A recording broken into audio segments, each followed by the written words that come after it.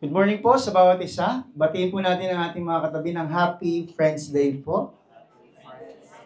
Maraming salamat po kanina sa nag-testimony sa atin. A very inspiring message from Brother Dex. Praise God po sa inyo pong buhay. At ganun din po sa Women's Ministry, nag-special number. Praise God po. Palakpakan po natin muli ang bawat isa.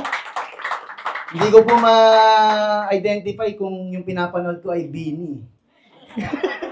Kasi sabi ko, kulang, 6 lang sila eh. Kaya sabi ko, Women's Ministry yun. Amen po mga kapatid. Ngayon po ay ating Friends Day at ang ating pong topic ay pinamagatang No More Waiting. Na binasa nga po kanina ni Pastor Mark sa Acts chapter 22 verse 6 to 16. Alam niyo po sa Pilipinas, hindi na po siguro mawawala yung pila. Tama po? Sino po dito yung naranasan ng pumila? Lahat po tayo, di ba, pagkatagal-tagal, kapag ka sa mga government establishments, talagang ang haba ng pila, pasigsag pa. Pagka-interview sa trabaho, pila na naman. Alam niyo po, nung nag-enroll po ako dati sa PUP, kung sino po dito yung mga nag-aral sa PUP, napakahaba po ng pila po doon hanggang 6th floor. Kung yung mga tao po doon, kunyari po, pagka malayo ka, sabi nila, punta ka ng mga alas 4 ng madaling araw. Pero yung alas 4 ng madaling araw po, ang pila na, papunta na sa may puresa. Malayo po talaga. So, sabi ko talagang, ang tawag po sa PUP, pila ulit pila. Kaya po siya tinawag na PUP. O kaya, sabi po ng iba, Republika ng Pinas, kasi puro pila.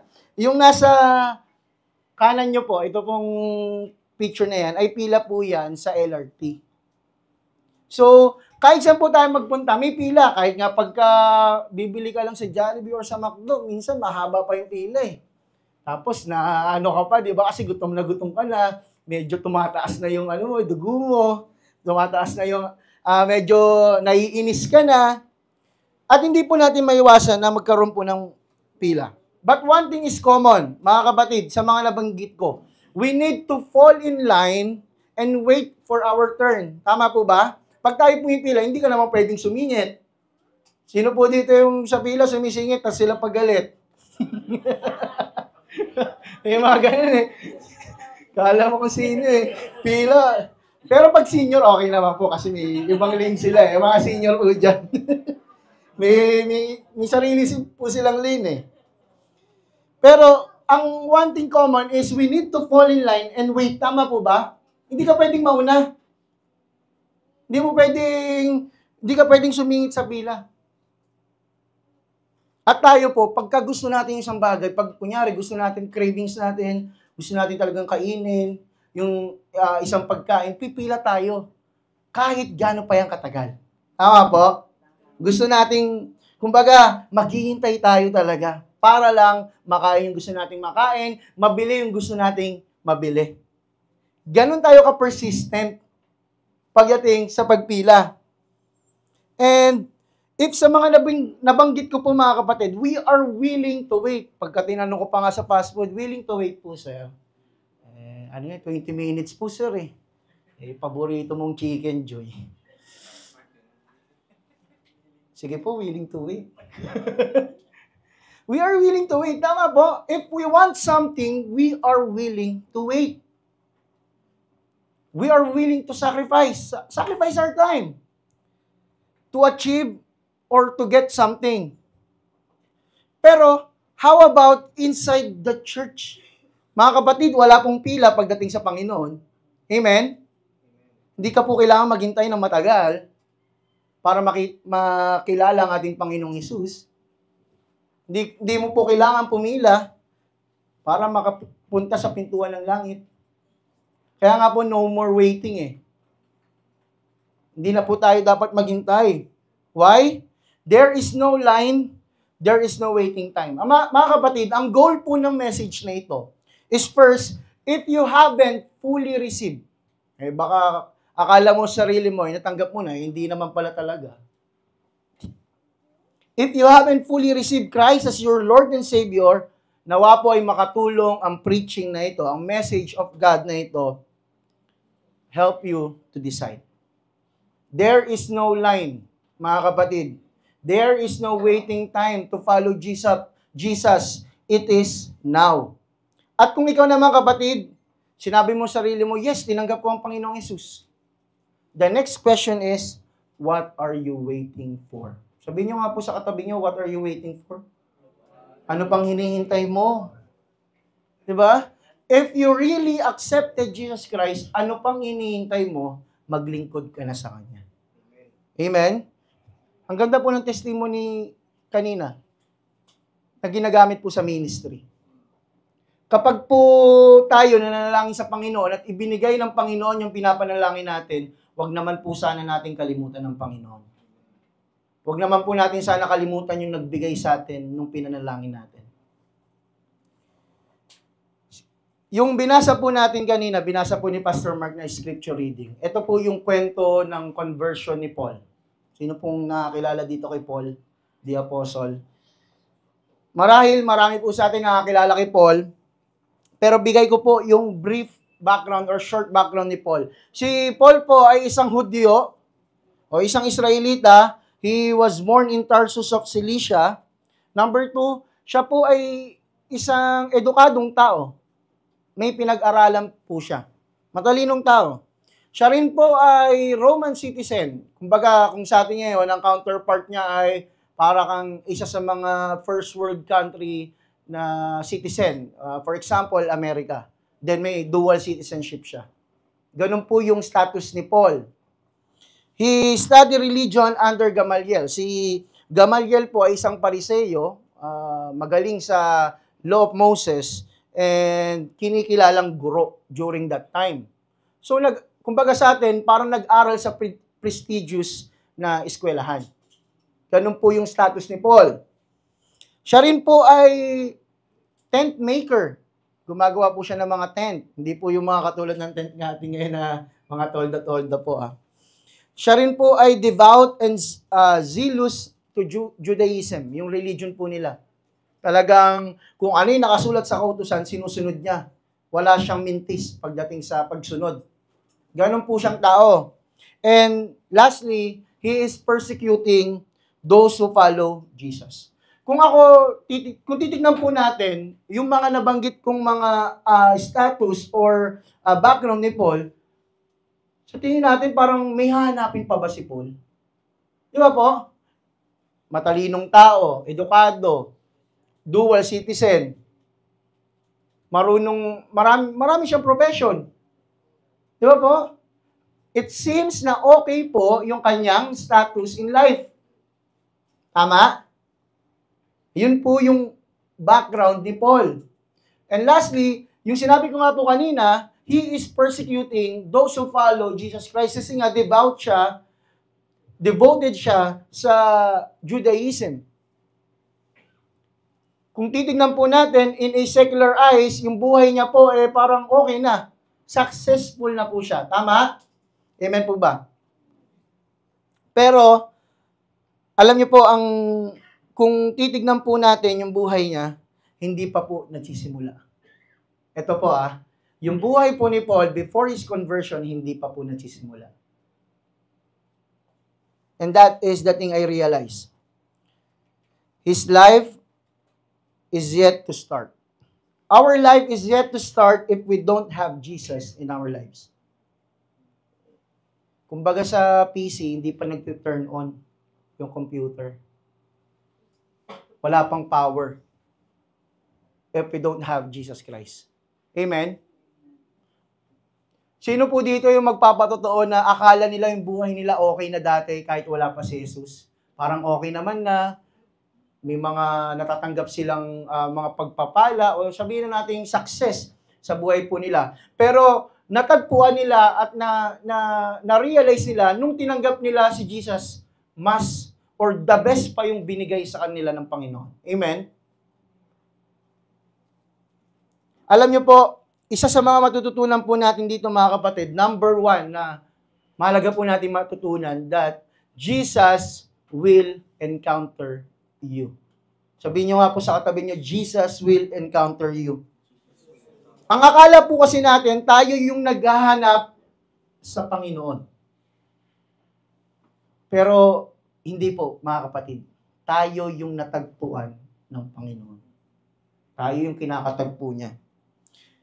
Si Saulo po, si Saul, nakita po natin dito, on the road to Damascus, ano po ang pakay niya? Ang pakay niya po ay patayin yung mga naniniwala kay Jesus.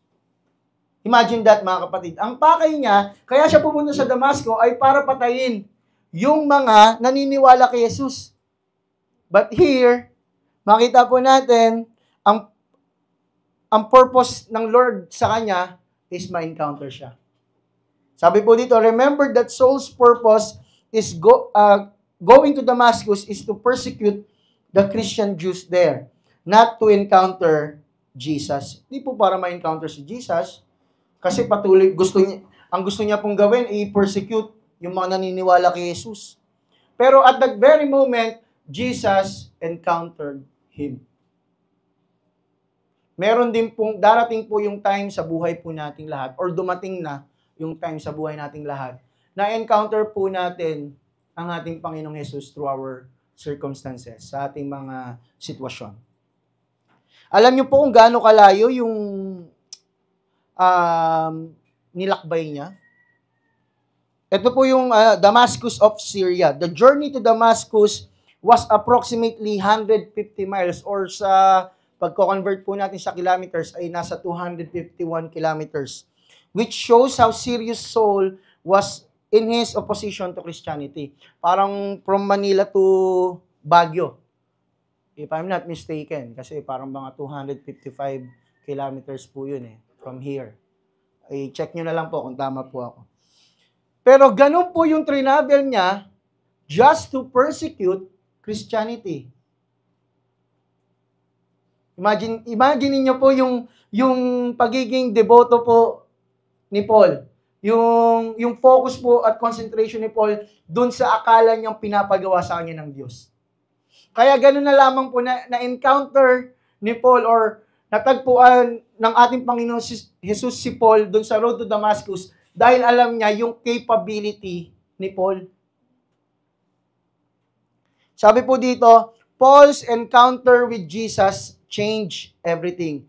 Pag ikaw na-encounter mo si Jesus, totoo po yung totoong na-encounter si Jesus, magbabago yung buhay mo. Amen? Baka tayo po nagtatanong, bakit hindi pa nagbabago yung buhay ko? Bakit hindi pa nagbabago yung attitude, yung character, yung perspective ko? Kapatid, baka hindi mo talaga na-encounter yung real Jesus na tinutukoy natin dito. Kasi si Paul, na-encounter niya yung real Jesus, nagbago po yung buhay niya. Nagbago po yung purpose niya. Nagbago po yung goal niya in life.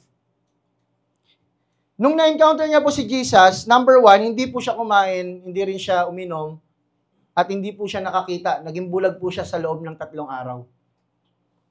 Pangalawa po, at this point, he thought he was serving God by persecuting the church. Imagine nyo po, yung mga followers ni Jesus na pinipersecute mo, on the road to Damascus, nakita mo, physically po ito, it is a miracle. Physically, nakita niya yung resurrected Jesus. Yung pinipersecute mo, nakita mo, ano po sa tingin po natin kung tayo ilalagay sa lugar ni Paul? Can we admit na we made a mistake? Di ba po? Nakita po niya Kaya, sabi po dito, yung buong perspective, yung buong pagkatao ni Paul, bagsak po talaga. Siguro po for the next 3 days, talagang nag-iisip siya kung ano yung mga nagawa niya. Nagrepent siya. Dumating po si Ananias, at sinabi po sa kanya na may pinapagawa yung Diyos sa kanya. Yung wall po ni Paul, pag sinabi po nating wall, yung barrier po ni Paul, bumagsak po, mga kapatid. Yung worldview niya po, yung perspective niya in life, sa pamagitan ng Judaism, bumagsak po, kapatid. And his purpose, ang kala niyang purpose niya is to persecute the Christianity, bumagsak. Mga kapatid, if we really accepted the real Jesus, babagsak po yung wall natin. yung sarili po nating perspective, masisira po. At yung akala po nating purpose in life, papalitan po ng Panginoon. Point to ponder, mga kapatid. The moment that God encounters you, ito po, mga kapatid, sa lahat po nang nandito at sa ating pong mga bisita, kapag po tayo ay kinatagpo ng Panginoon, everything will change. Amen? Everything will change. Hindi na ikaw yung dati. When we encounter the real Jesus, wag po nating sayangin yung opportunity. Wag po nating sayangin. Grabe, kapag po ba tayo, may nag-text po sa atin na may inilagay ako sa GCash number mo na 1 million pesos. Scam yun. Baka i-click nyo po yung sabi, magbigay ka lang doon ng 500, makiklaim mo na yung 1 million. Scam po yun. Pero kung, for the sake of illustration, mga kapatid, pag may nagbigay po sa atin, syempre, hindi naman po natin tatanggihan yun. Diba? Pero dito, mga kapatid, si Jesus, papasukin po natin sa ating mga buhay. Diba? Oftentimes, people will say, marami pong tao, ganito ang perspective nila in life, ganito ang prinsipyo nila. Papasukin ko naman si Jesus. Ikaw naman masyado mo akong minamadali. Papasukin ko naman. Pero hindi muna ngayon. Bukas na. Next time na siguro pagka 40 years old na ako. O kaya baka pagka 30 years old na ako. Saka na, kabataan pa lang ako ngayon, enjoy ko muna yung buhay ko, mag-iinom muna ako, gagawin ko muna lahat ng layo sa mundo. Next time na lang.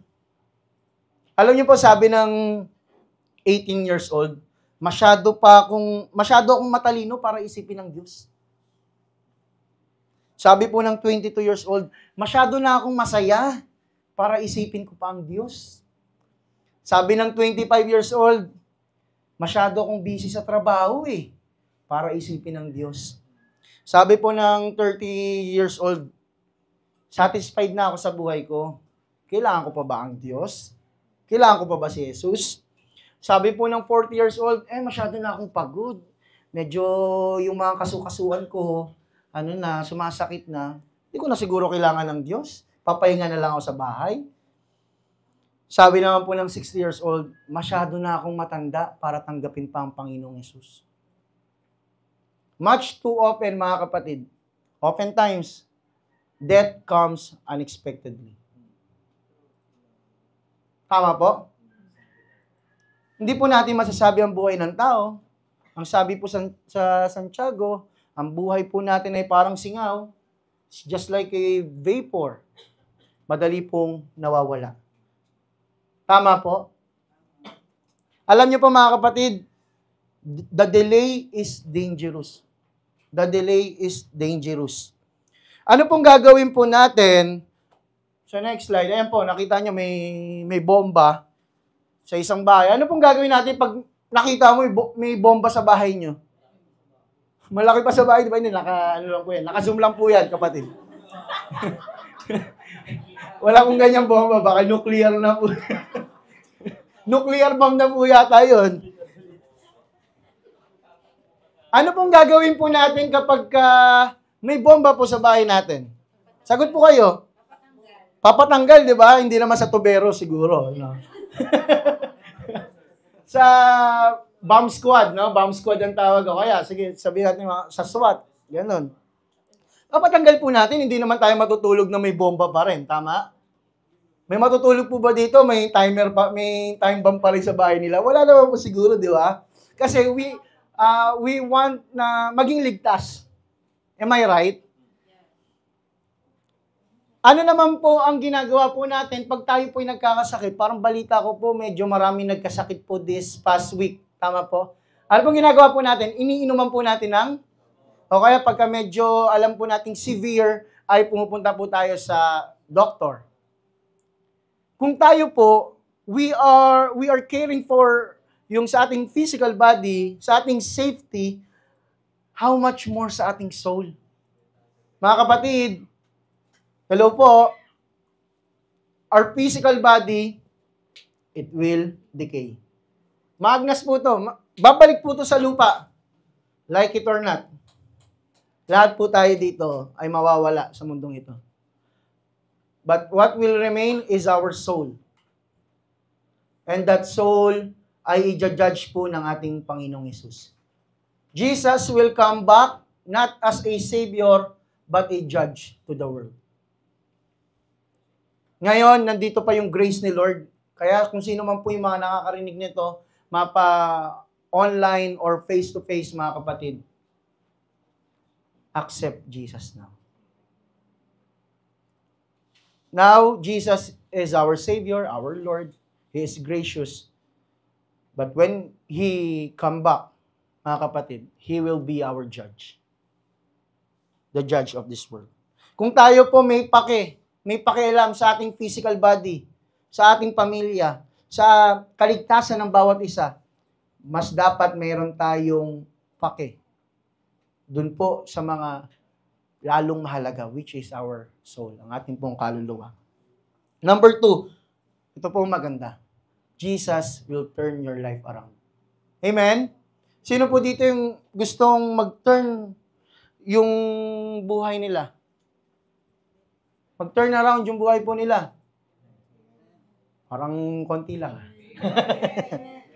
Alam niyo po, the moment that Paul accepted, the moment that Jesus encountered Paul, his life was turned around.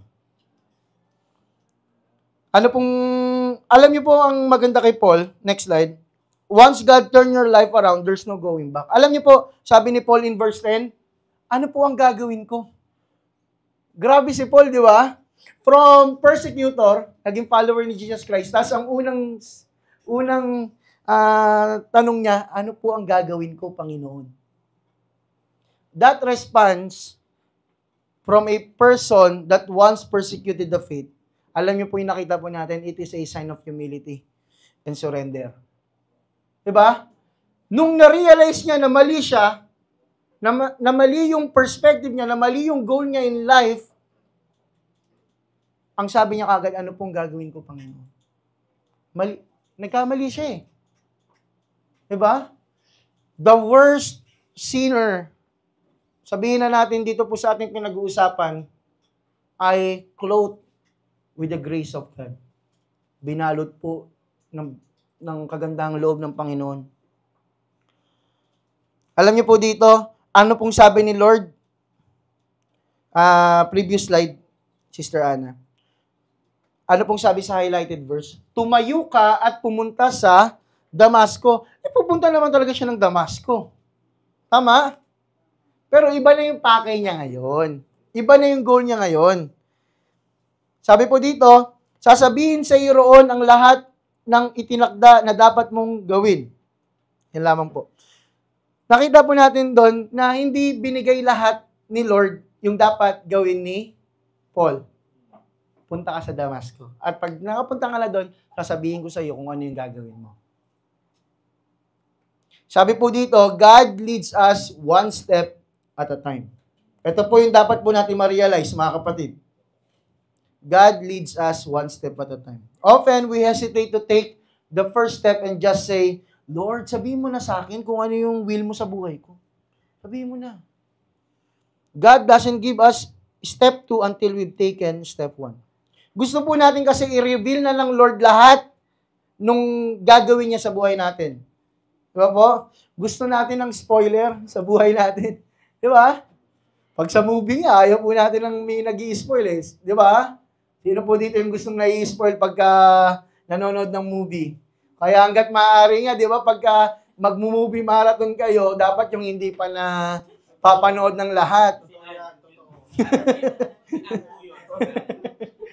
May mga sumasagot po dito. Di ba? Alam niyo po, ang tinuturo sa atin ng Panginoon, not unless we took the first step, hindi niya po ibibigay yung next step. Kasi may tinuturo siya sa first step eh. Di ba? Bago yung second step, until na ma-reach yung gustong ipagawa sa'yo ng Panginoon.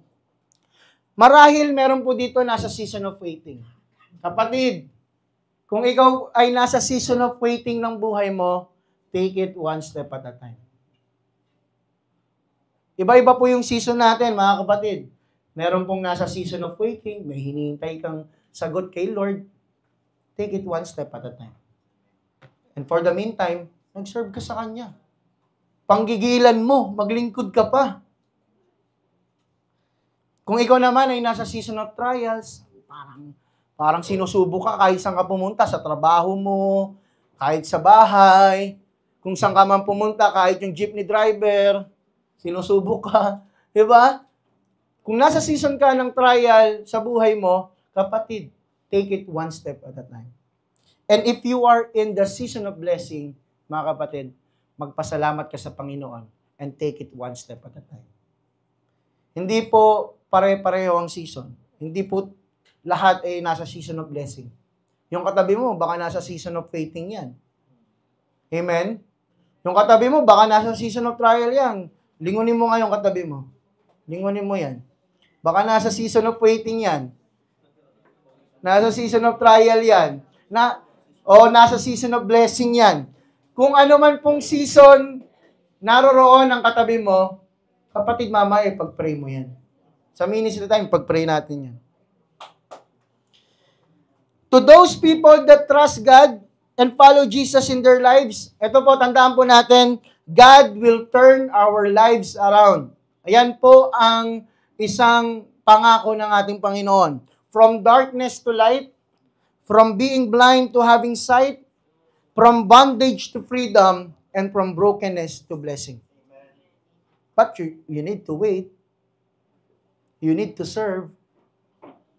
And most importantly, yung first step is you need to accept the real Jesus. Yung Jesus na namatay sa krus ng Kalbaryo, nag-alay ng kanyang sariling buhay upang tayo maligtas mula sa ating mga kasalanan. And lastly, Jesus will give you a new purpose. Lastly na po, mga kapatid. As much as God has chosen Paul, He has chosen you. Ito yung good news, mga kapatid. Pinili ka niya. Sa lahat po ng narito, kung bakit po tayo narito, pinili ka niya. Sabi mo sa katabi, pinili ka ng Panginoon. Lagi ko nga pong binibiro yung isa po nating kabataan. Yung isa po nating kabataan dito, ang apelido niya, Napili. Yung isa po natin, tumatawa yung mga ito. Napili. Chosen. Si Gwen May Napili. Lagi ko po siyang grabe ka, no? Pinili ka na ng Diyos, tapos ang apelido mo, napili pa. Double yung pagpili sa'yo. Pero, alam niyo po mga kapatid, ito po Jesus said to His disciples, "You have not chosen me, but I have chosen you." Alam niyo po, na-realize ko, kung tayo lang din naman kasi, kung sa sarili nating kakayanan, hindi po natin pipiliin ng Diyos. Hindi po natin pipiliin ng Diyos.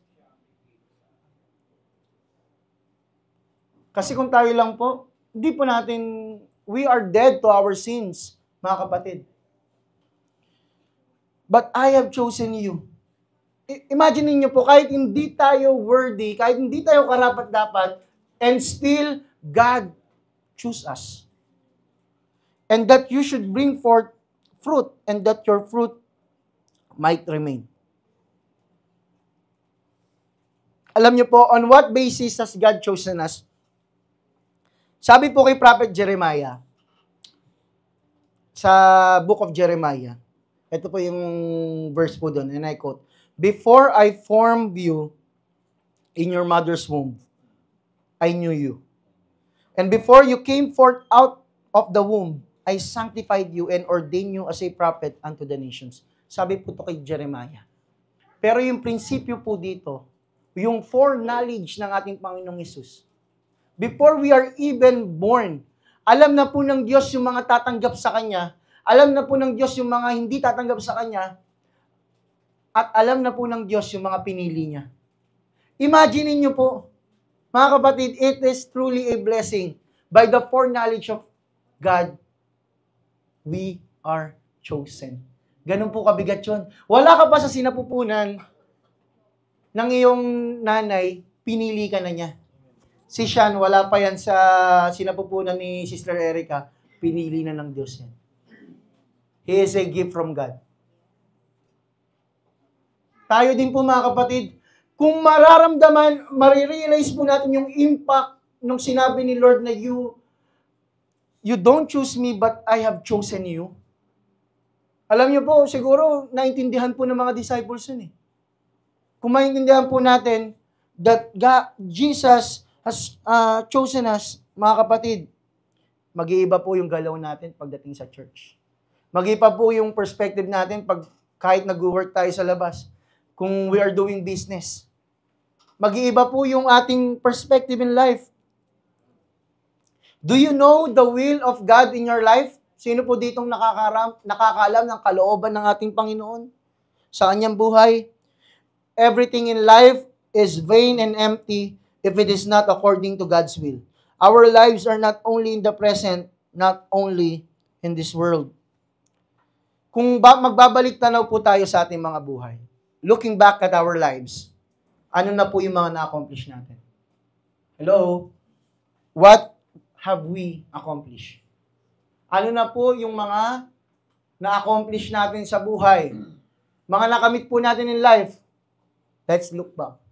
And the second follow-up question, of the things that you have accomplished, sa mga naabot mo na sa iyong buhay, how many have any eternal value?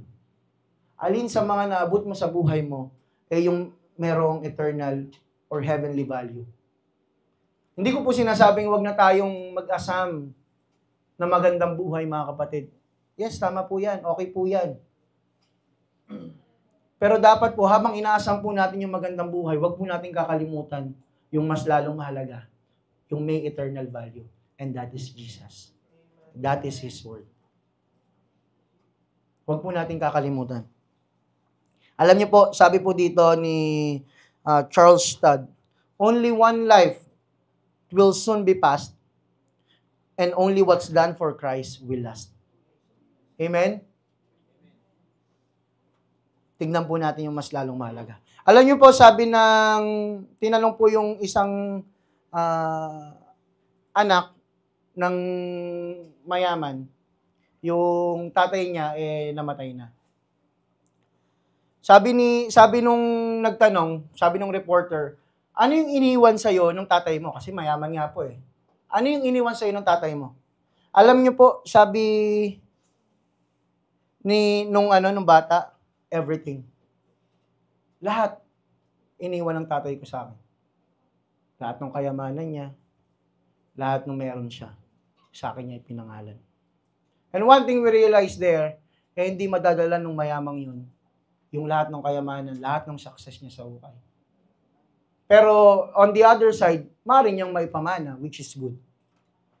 But yung principle na gusto ko pong matutunan po natin, ano po yung mga bagay na ginagawa natin here in our life na meron pong eternal value. The challenge sa ating mga kapatid, what are you waiting for? Be part of Jesus' growing family. Amen? There might be no other time but now. Hello? Maaring this is the last time that you will hear the gospel. It will be the last time na marinig mo that Jesus is being preached. Don't let this morning pass without you doing something in response to His word. Kapatid, kung ikaw yung taong nagtatanong ka pa rin hanggang ngayon at gusto mong mapasama, mapabilang sa kaharian ng Diyos, this is the right time. And pangalawa, hindi po tayo ligtas sa mga lagi nang nandito. And you, how about us? How about you, mga kapatid? Who was changed by God a long time ago? What are you doing to that free gift that He gave? Anong ginagawa mo sa libreng kaloob na ibinigay niya? Sa regalong ibinigay niya? Are you sharing it with other people? Ang ganda nung testimony kanina. Consistent and persistent. Ayun yung lagi ko naririnig. Sa ating pag-share, we need to be persistent and we need to be consistent. Are you living, ito po, mga kapatid, the challenge is, are you living a life of purpose, devotion, and commitment to the one that saved your soul? Alam niyo po, yung mga ginagawa po natin, it is a reflection kung gaano po natin kamahal or hindi kamahal ang ating Panginoon. Ganoon lang po kasimple po yan. If you really accepted Jesus Christ, makikita rin po yan kung paano tayo gumalaw, paano tayo gumawa. Mga kapatid, no more waiting. Alin ka man sa dalawa, mga kapatid, the time is now.